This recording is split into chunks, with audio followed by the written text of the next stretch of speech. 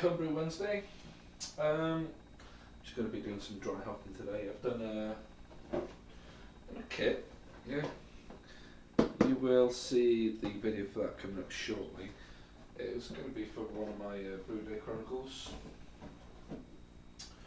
I'm just going to dry hop it into the primary. I'm not going to bother transferring it to a secondary or anything like that. It's going to dry hop for 5 days. I'm using mosaic hops. Lovely smell of them. Just going to weigh some out. And the reason I thought I'd do this bit of my Homebrew Wednesday at this point is because I learned something this weekend about your hops. If you're like me, which I'm sure most of you, if not all of you are, you store your open hops in the freezer. Now, it's been brought to my attention, although I've not had any issues before, but it has been brought to my attention that if you freeze your hops, not to add them to your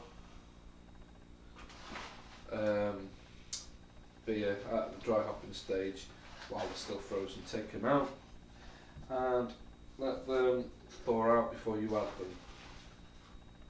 And the reason for this is as the hops thaw out or defrost, they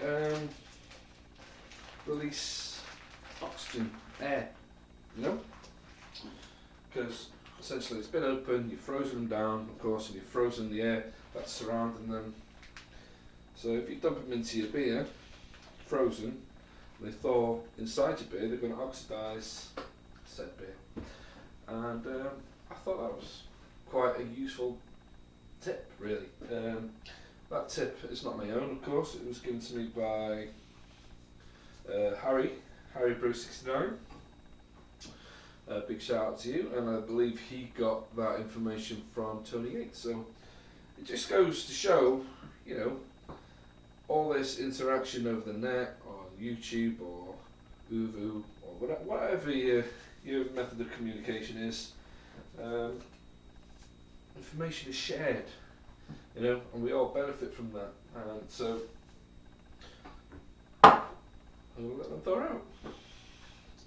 Now, I'm going to take you through to, let's just get this. I'm going to take you through to the bar, brewery. Just through here. Now, I've done a few modifications. I haven't finished some of them yet. So let me just see now. Right, I have put a sight glass on my boil kettle. I've got a sight glass already on the HLT, but I've taken that tape off that I have, and I've calibrated it, so you can see the lines. It's calibrated largely in 5 litre increments with 1 litre increments between those. And of course I've changed out the hop filter, and I'm going to use a false bottom. I bought it to make a mash tun, but I'm going to use my cold box still anyway. So I thought, instead of it going to waste, I'm going to stick that in the boil kettle, and that will be my hop filter. Secondly, I have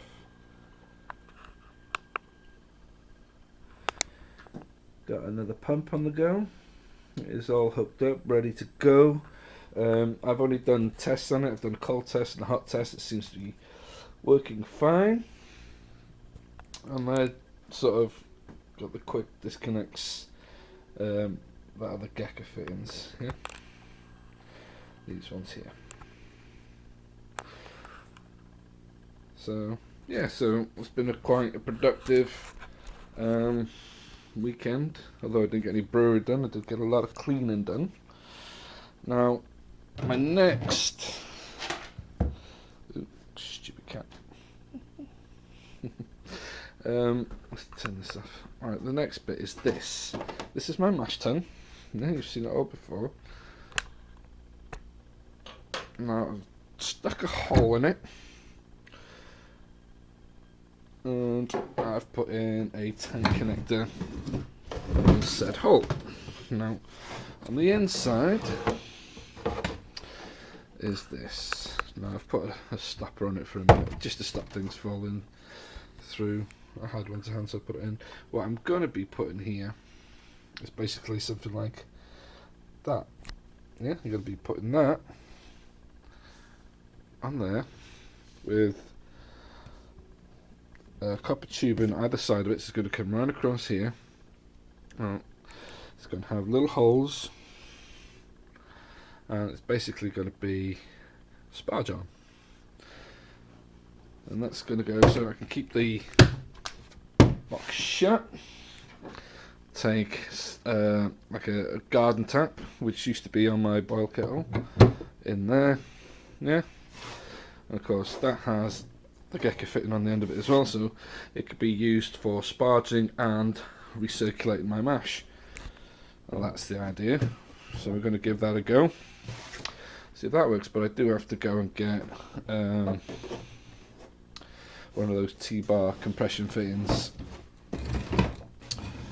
for that, so I'll go and do that tomorrow. And that's it, you know. New kegs I've showed you. It's bloody freezing out here.